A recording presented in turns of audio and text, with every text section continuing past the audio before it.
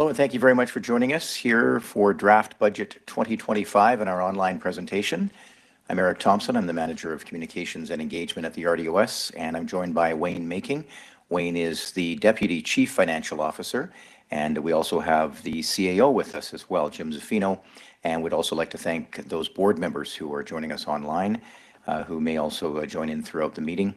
And again, thank you for joining us. In just a few moments, Wayne will provide a budget overview. So that's the overall RDOS budget, and there are some specific items in there as well for electoral areas and municipalities.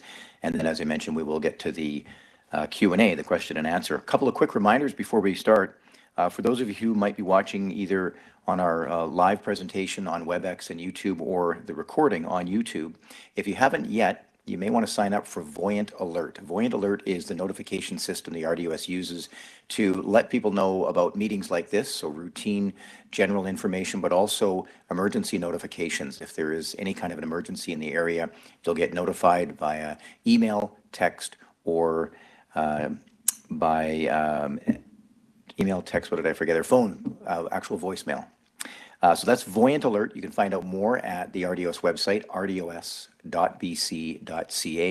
And again, it's called Voyant Alert. For information about emergency preparedness, response, and recovery as well, including how to build your own grab-and-go kit, you can visit the RDOS Emergency Operations Center website, and that is emergency.rdos.bc.ca. And while we have this cold weather, now is a good time to start thinking ahead to the other weather changes we'll be dealing with, whether it's freshet or wildfire season or any other emergencies. You can find out how to get prepared by visiting the RDOS Emergency Operations Center website. The project website for the RDOS is rdosregionalconnections.ca. There are project pages on there, including the budget for 2025, so you'll find documents and information and regular updates. Again, that's the RDOS project website, the interactive website, RDOS Regional Connections, and the URL, again, the address is rdosregionalconnections.ca. And one final reminder for you while we have an audience, recreation information. If you're looking for the winter recreation guide or the upcoming spring guide that will be published soon, you can go to rec.rdos.bc.ca, and you can find lots of recreation information there, including what's happening at the Similkameen Recreation Centre in Okanagan Falls and other areas, rec.rdos.bc.ca. So Wayne Making joins us now. He is the Deputy Financial Officer here at the RDOS, and he'll do the budget presentation, and we'll follow that with Q&A. So if you are joining us online for this, you can raise your hand by pressing number 3, and also you can lower your hand doing that, and feel free to jump in on the chat if you'd like to ask a question. Go ahead, Wayne. Thank you. Thank you, Eric, and thank you for joining us. So we're going to go through the 2025 first reading budget presentation.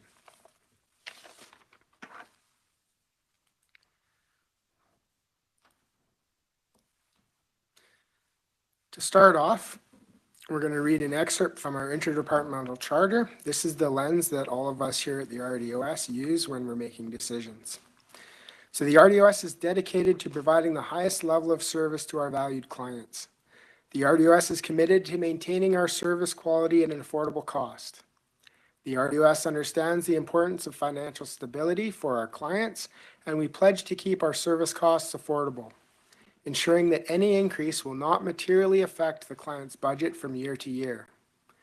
The goal of the RDOS is to foster long-term relationships built on trust, transparency, and mutual respect. So a little bit about regional districts. Regional districts are corporations formed by the Lieutenant Governor in Council by letters patent. The letters patent outlines the geographic area of the regional district, which includes municipalities and electoral areas. In the regional district of Okanagan-Similkameen, there are 9 electoral areas and 6 municipalities. The power of the regional districts are vested through the board of directors. Seats on the board are comprised of municipal representatives and electoral area representatives. The RDOS board has 20 members, 9 of whom are elected by each electoral area, and 11 who are appointed by the municipalities. All directors bring their local perspective to the table. However, the overall regional's health is the most important view to take when they make decisions. Regional districts are not taxing authorities currently. The Board of Directors sets the budget, then requisitions the funds through the province. The province issues tax notices to the electoral areas directly and charges a 5.25% administration fee. Regional districts do not tax municipalities. Municipalities tax citizens on the regional district's behalf. So what the regional district does, we manage services. We provide legislative services like general government and E91 telecommunications. Other services are provided by choice and only created with the approval of those receiving the service. An example is recreation. Regional services. These services are where the majority of electoral areas and municipalities participate, and all properties would contribute. Some examples are general government, human resources, corporate facilities, emergency planning, regional trails, and regional transit.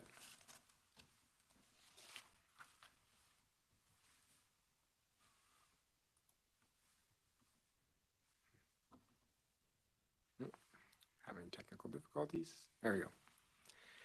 Shared services. Only those participants in the service pay for a shared service.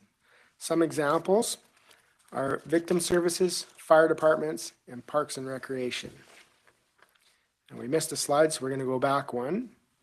For rural services are for electoral areas where all properties in the electoral area contribute.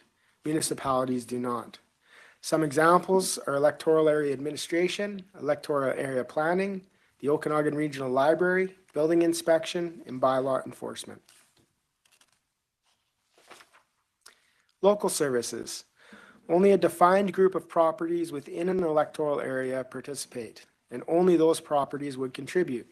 Some examples are water services, sewer services, and fire protection. How we differ from municipalities. Municipalities have 3 to 5 budgets. Usually they're general, water, and sewer.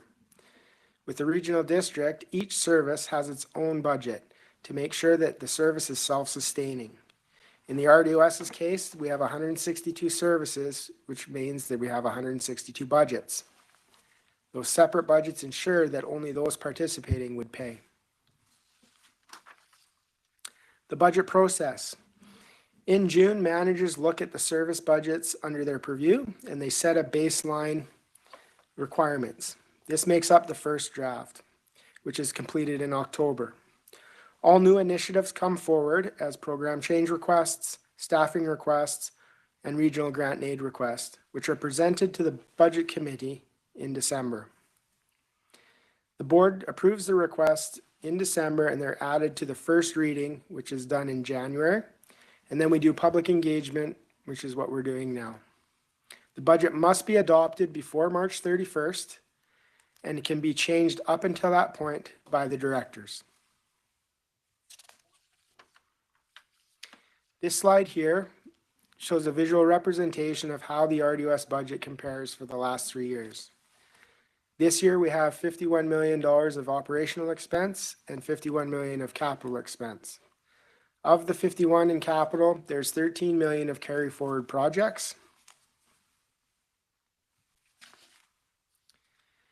The overall tax requisition for the RDOS as a whole is $27.7 million. The tax requisition increase from last year is 1.6 million, which equals an increase of 6.37%. After non-market growth is taken into account, a net tax increase of 4.88%. Included in the 2025 operational budget are transfers to reserve of about $4 million, which is 7.88% of the operational budget. This slide here shows what each municipality and electoral pays as their share of the $27.7 million and the net change percentage on the far right.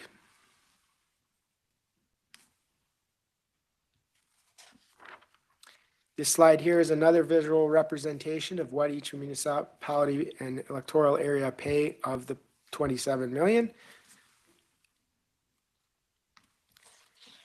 And if each area's amount was split out per capita, this shows what each person would pay of that share.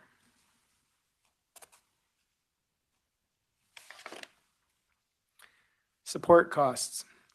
Each service has a line called administration costs. Those are support costs. It is comprised of service costs exclusive of wages for the following departments: human resources, legislative services, finance, corporate services, and information services. Those costs in total are split out through a board policy. The board policy says that 12% of the support costs are charged to capital projects and 88% to operational services. No costs are charged to debt servicing, project carryforwards, or transfers to reserve. This slide here is a visual representation of what each department's costs are. The total support costs charged are $2.1 million. Operations bears $1.8 million, and capital bears $256,000. What's new in the 2025 budget? So we're going to go through the proposed regional grant and aids, full-time equivalents, proposed programmer changes, and capital requests.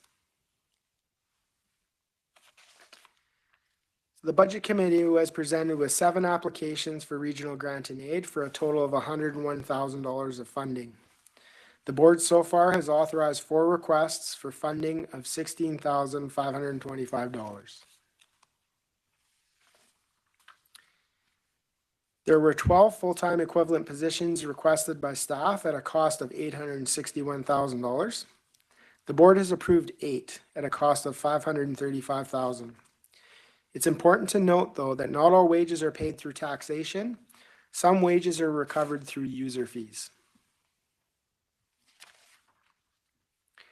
Program change requests. There were 7 director or staff-driven program change requests. It's important to note that the program change request may not affect all areas. So for program request 1, there was a recreation restructuring. This affects area E, which is Normatta, area F, which is West Bench Falder area, and area I, which is Caledon and Apex. Program change request 2 was an emergency management ask, and this affects area H, which is out towards Princeton. Program change request 3 was for an invasive tree program, and this results in area F, which is Falder, West Bench area. Program change request 4 was for parks and trail maintenance. This affects all, as it is part of the regional trail program. Program change request 5 was turf management, which affects area E, Normatta. Number 6 was a website redesign. This affects all, as this is a general government. Program change request 7 was a BC tree fruits history conservation. This also affects all, but was paid through a dormant reserve. Capital requests. Capital are funded from the following sources: reserves, grants, donations, and borrowing. If the capital project is paid for through borrowing, there is a debt servicing which will increase the operational costs of that service. So we'll go through the list of new capital asks, and as you'll see at the top of each slide, it'll say what areas this affects. So these ones would affect all. However, all of the requests are paid through reserves, so there's no direct impact on tax requisition. Emergency planning received some grant donations for flood mitigation trailers. This is what the 1-ton truck is being purchased for, as we didn't have a truck currently that could tow the trailers.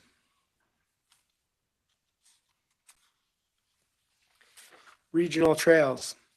The regional trail has some trail construction in the Similkameen, as well as the Adra Tunnel reopening, which is above Normatta near the KVR.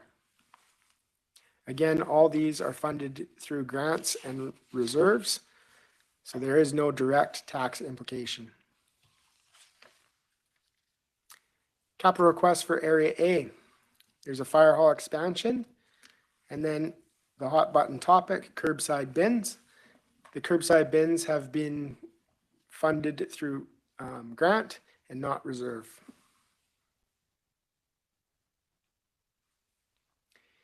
Area B, which is the Costin area. Again, in the curbside bins, which were funded in this case through grants. It's changed since first reading. And then there's some community park development in the Kobu area. Area C, which is behind Oliver in the Willowbrook area.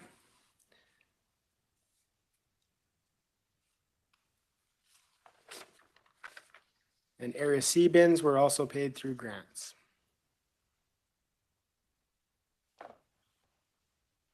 Area D, which is Okanagan Falls. And Area D has elected to pay for some of their bins through grant.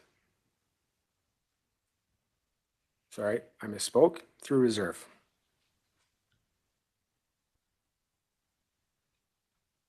Again, all of these are through grants and reserve.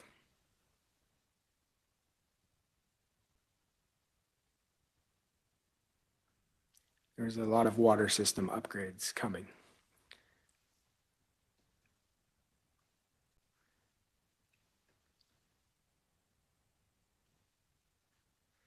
Capital requests that affect Narmada, Area E.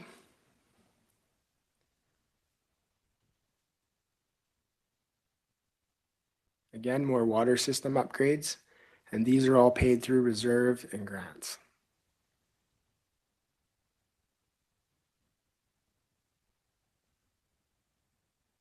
Capital request for Area F, which is West Bench Falder area. Again, more water system upgrades that are funded through reserves and grants.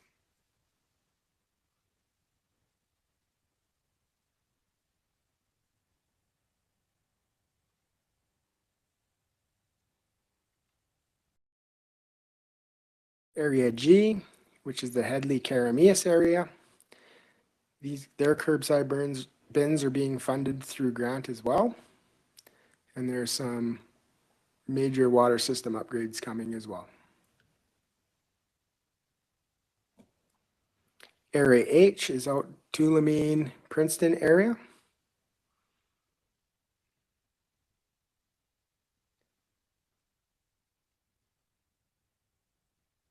And Electoral I, which is Caledon and Apex.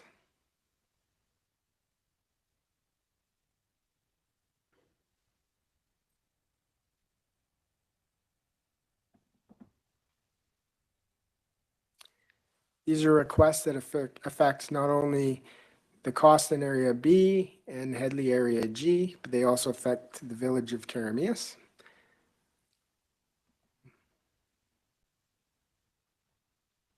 They're mostly the fire department and recreation facility, and again, funded through grants and reserve, not directly from tax.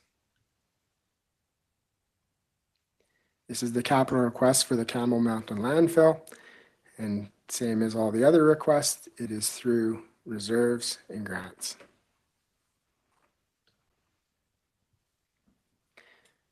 This is the capital request for curbside bins in D, E, F, and I.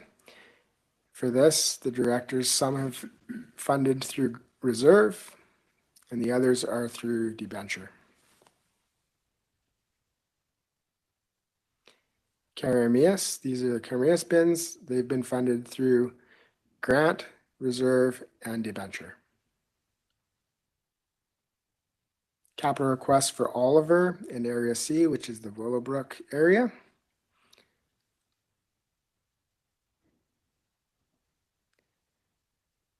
The requests highlighted in blue are grant dependent and no administration charges are charged on them.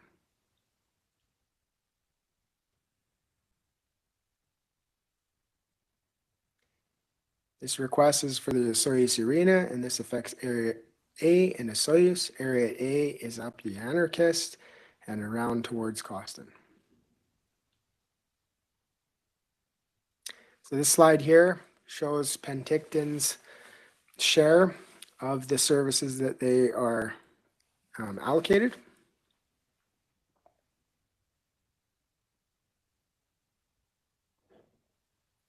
So Penticton's overall tax requisition is $3.1 million, an increase of $251,000 over last year. The tax requisition increase equals out to 8.58%. After non-market growth, a net tax increase of 7.53%. The primary forces in this increase were general government, emergency planning, regional trails, and regional transit. This slide here shows Summerland's portion.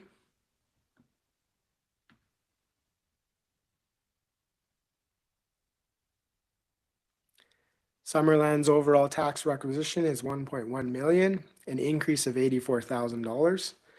That is a 7.89%, but after non-market growth, a net tax increase of 6.12%. The main contributors for this one are general government, emergency planning, regional trails, and regional transit. This slide is Princeton's portion. Princeton's overall tax requisition is $157,000, an increase of $14,000. The tax requisition increase of 10.02%, after non-market growth, a net tax increase of 9.16%. Princeton's main drivers are regional transit and regional trails. This is Oliver's tax requisition.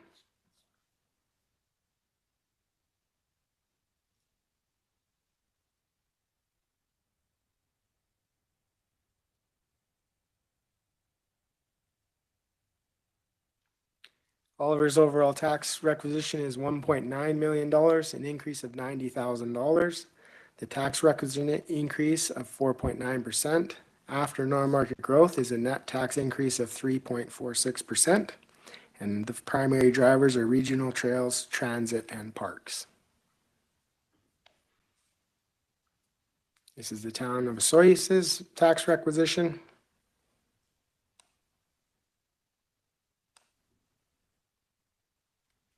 Osoyoos's overall tax requisition is $1.2 million, an increase of $136,000.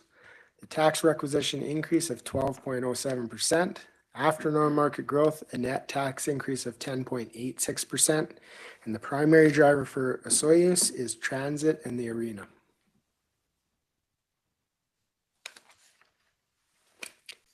Moving on to the village of Karamias, this is their tax requisition.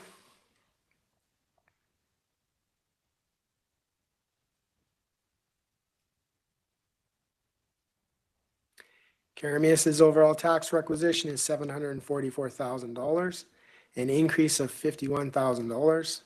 The tax requisition increase of 7.39%. After non-market growth, a net tax increase of 6.32%. Moving on to PIB. PIB's overall tax requisition is $59,000, an increase of $498.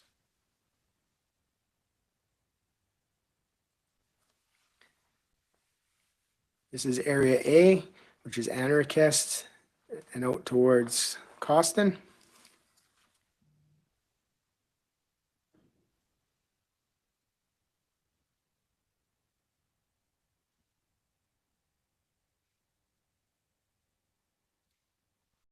Area A's overall tax requisition is $1.7 million, an increase of $128,000. The tax requisition increase of 7.95%. After non-market growth, a net tax increase of 5.37%. And Area A's primary drivers are Electora Area Admin and the Arena. Area B's tax requisition.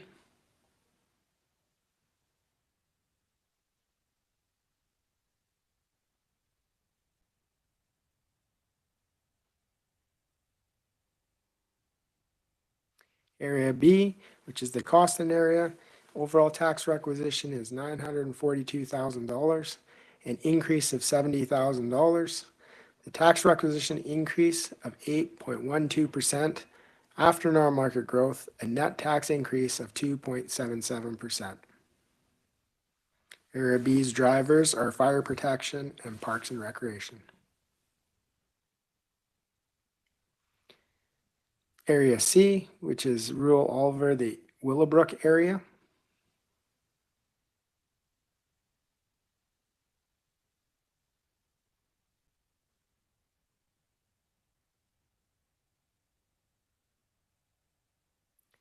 Area C's overall tax requisition is $2.7 million, an increase of $105,000.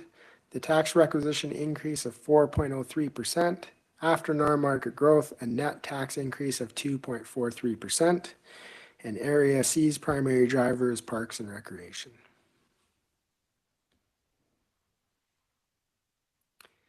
Area D, which is the OK Falls area.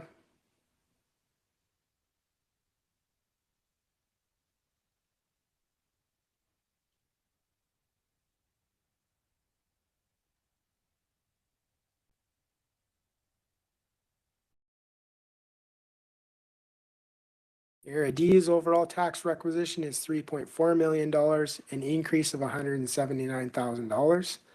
That increase is for 5.42%. However, after non-market growth, a net tax increase of 4.43%.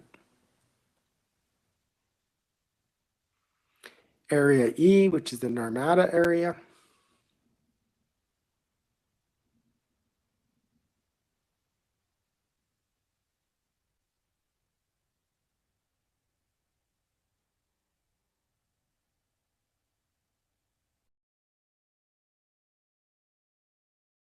Area E has an overall tax requisition of $2.8 million, an increase of $118,000.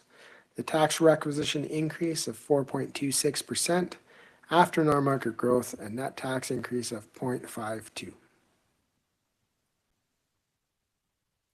Area F, which is the West Bench Falder area.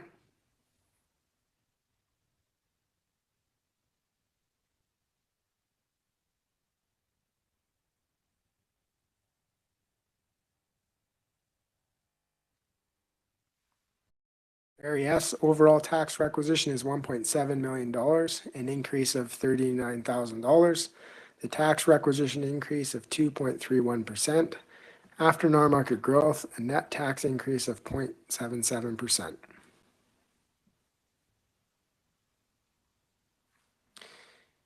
Area G, which is Headley-Carameus area.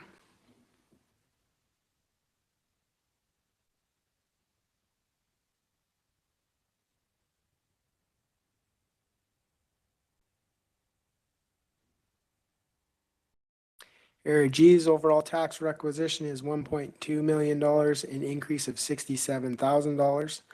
That equates to a 5.55% increase. After non-market growth, a net tax increase of 4.14%. This is Area H, which is rural Princeton, Tulameen area.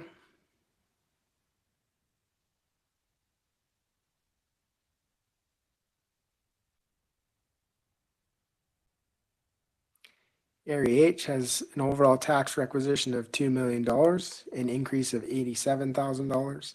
The tax requisition increase of 4.49%. After non-market growth, a net tax increase of 2.39%.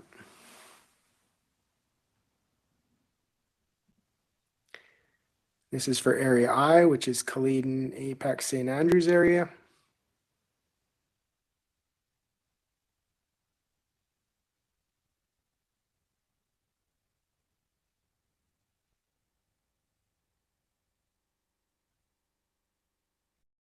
So Area I is a little bit different, as there's a lower Area I, which we'll call Caledon, and an upper Area I, which is Apex, and they pay for different services. But Area I's overall tax requisition is $2.3 million, which is an increase of $175,000. The tax requisition increase is 7.95%, and after non-market growth, a net tax increase of 6.65%. When that's broken down into the two areas, the lower area we'll call Caledon, the percentage increase is 5.16%, less non-market growth is 3.86%. And then the Apex area, their percentage increase is 8.93%, less non-market growth is 7.63%. And the main driver is the Apex Fire Department.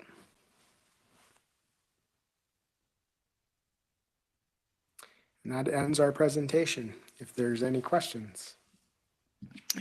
Thank you very much, Wayne. So online, anyone who's watching this live through WebEx can certainly ask questions, through the chat if they'd like. Just simply raise your hand. I don't believe we have a lot of people watching. We tend to see more people watching the recording on YouTube, but I do have a couple of questions, and I thought either you or our CAO, Jim Zaffino, might want to weigh in on that.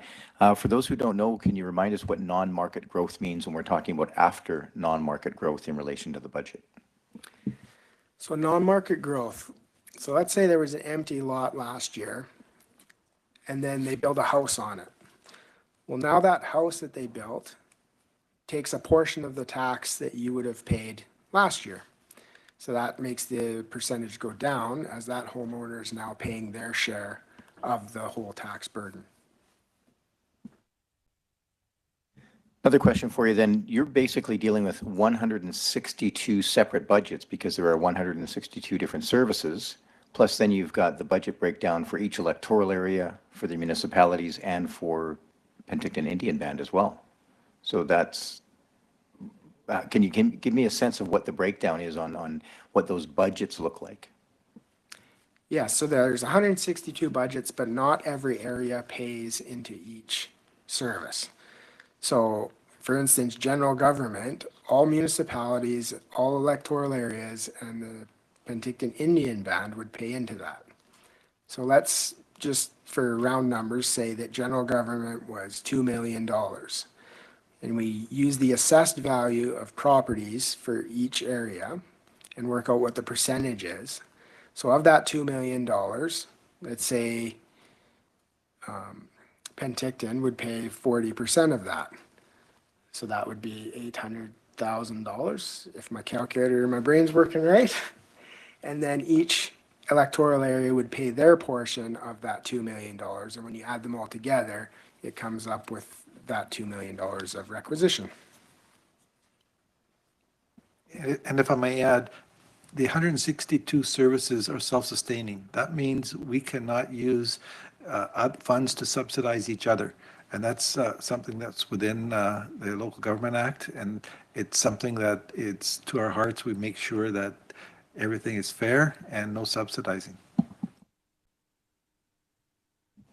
When you're talking about the shared services, so regional services are basically shared, is that correct? And so a regional service, would that involve all electoral areas and municipalities and PIB? Yes. And the idea with a regional service would be that as a group collectively, more services can be offered at a lower rate than if, say, for example, one electoral area wanted to offer that. Like as a regional service, Parks and Trails, it helps ease the burden for each individual area if you're doing it as a shared service. Is that correct? Is that the intent of a regional service? That is somewhat the intent. So if we looked at regional trails, we'll just take the KVR for instance. So the KVR runs through, and we'll use Narmada as an example. The KVR runs through the Narmada. So is it fair that all of the users that use the KVR in Narmada, that only Narmada residents pay for that service? No. So that's why it's a regional service, so that people from Penticton, people from Princeton, people from all throughout the region can use that Narmada trail, put wear and tear on it, but everybody is paying for that. All right, I'm going to ask you if you could, Wayne, to stop sharing your screen. It'll bring us back on camera so people can see who's talking here. We've got Wayne Making, who is the Deputy Chief Financial Officer, and the CAO of the RDOS, Chief Administrative Officer, Jim Zaffino. My name is Eric Thompson, and I'm the Manager of Communications and Engagement. And on the engagement note, I wanted to talk a little bit about the process as we wrap things up, because I don't see that we have any questions. The budget process as far as engagement goes, starts after first reading. So what's online right now on RDOS Regional Connections, the budget documents that are available were after first reading. Is that right? So that's a document that will likely change going forward because the directors and based on feedback likely will be making some changes as it goes along. Is that right? That is correct. This presentation was based on the first reading budget. The second reading goes February 20th, so there will be changes to the tax requisitions for each area that the board will go through, and those will also be posted on our website. And you were inviting feedback from anyone who would like to share thoughts, either ask questions or even provide suggestions. Ideally, that feedback comes in by what date? I think it was 23rd of February, or is it required before second or third reading that you want that information? Well, second reading is now closed, so third reading, we'd like the deadline to be February 21st. Okay. But the board has the ability to change the budget all the way up until third and adoption. But we have to have it in before March 31st. And that's mandated by the province that the budget is complete by the end of March Yes, of and 2025. that is so that we can give municipalities the time they need to be able to tax the residents. Okay, just going to ask you a couple more quick questions if you don't mind. Certainly anyone watching who would like to ask any questions, please just raise your hand. If you're on WebEx, you can hit 3, I believe it's *3 to raise your hand or lower it, or you can type into the chat.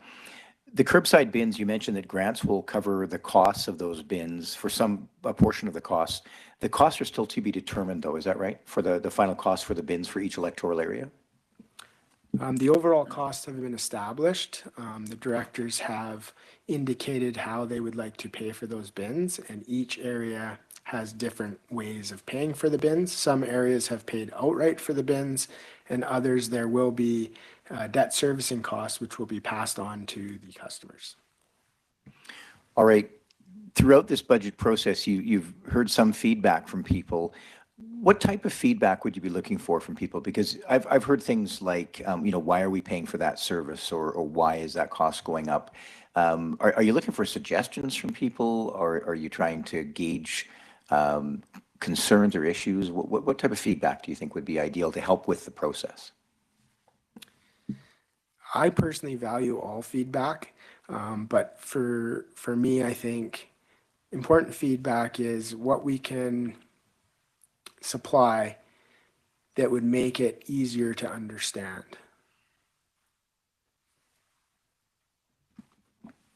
I couldn't agree with that. One of the things is we are transparent, and the only way to be transparent is to give the information out so that we can receive information back. So the more information that we receive, the better we can disseminate our budget. Right now, our budget is over 1,000 pages, not 162 services. We break it up into so much detail that we are fully transparent. So, and just to remind people, when first reading happens, you've got the budget documents that are established. And as I said, they will likely change as you go forward, and the directors can make changes to that. Those budget documents are pretty intense, but they're really high-level overview. Is that right? So the kind of detail people will get, if they're really into the numbers, they can learn a lot from that, but it is a work in progress. Yes, the budget lines do have a little bit of detail. You can read what the line entails, but for instance, there would be a supply line, and there would be, let's say, $7,000 in there. The managers that work at the RDOS know what that $7,000 is comprised of, but you'll know that the overall supply budget for the year would be that $7,000, which attributes to the overall tax requisition. Also, Eric, part of the 1,000+ pages includes a variance report. Anything that's over 5%, we explain to the public why. And at that point, we do state the specific reason. There are some items in there I noticed, for example, illegal dumping.